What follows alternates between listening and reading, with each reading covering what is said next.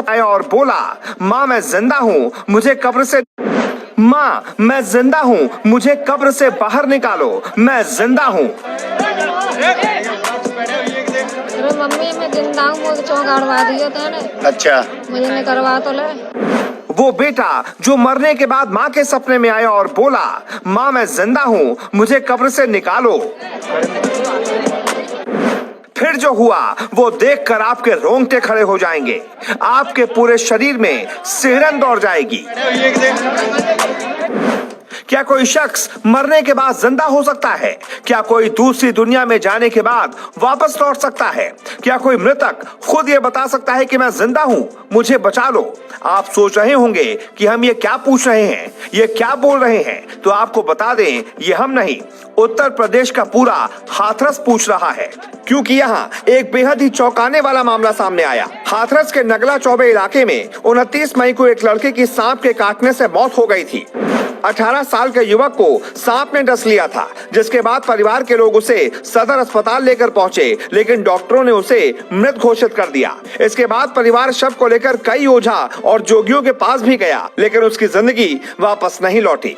जिसके बाद परिवार वालों ने लड़के को पोखर में गड्ढा खोदकर दफन कर दिया। 2 दिन तक सब कुछ सामान्य था, लेकिन 2 दिन बाद वो हुआ जिसने पूरे इलाके में दहशत फैला दी। मृतक की मां का दावा है कि घटना के 2 दिन बाद से ही उन्हें सपने में उनका बेटा दिखाई देने लगा था, जो रोज सपने में आकर कहता था, माँ मैं जिंदा हूँ, मुझे कब्र से निकलवा लो।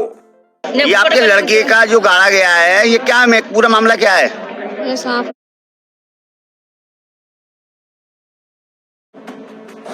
थाना पहुंचकर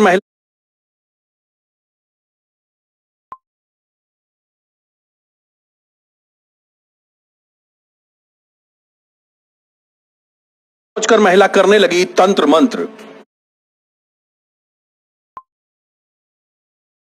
अपने खा लो भैया। अच्छा जी, फिर हम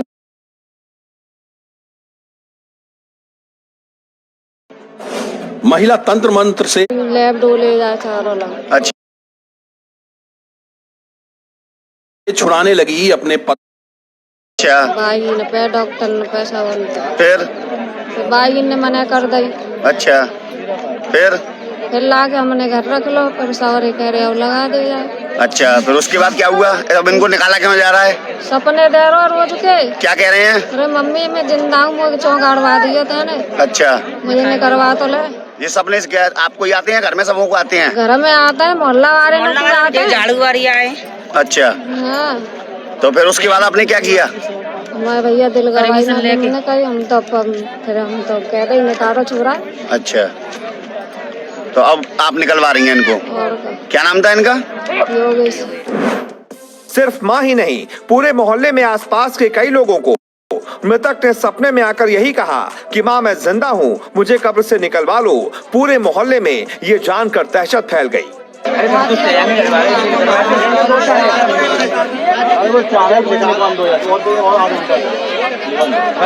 संतोषी तो हो जाएंगी, थोड़ी सी निकलवा दो इसको।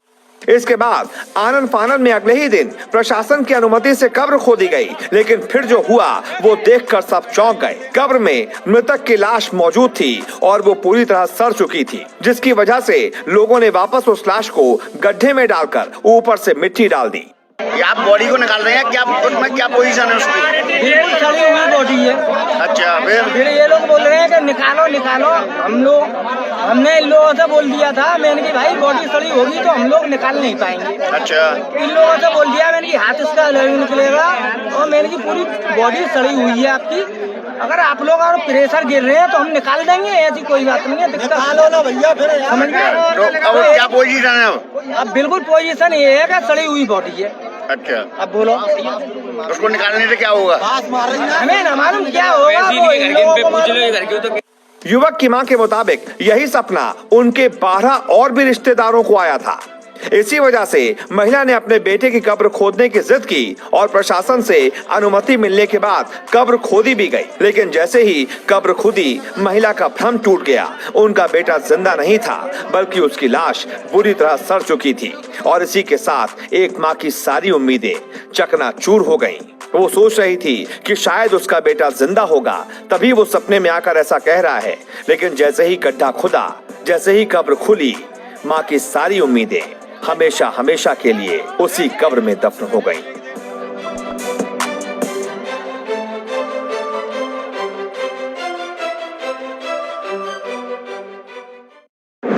पति को मंत्र फूंक कर पुलिस वालों पर छींटने लगी चावल।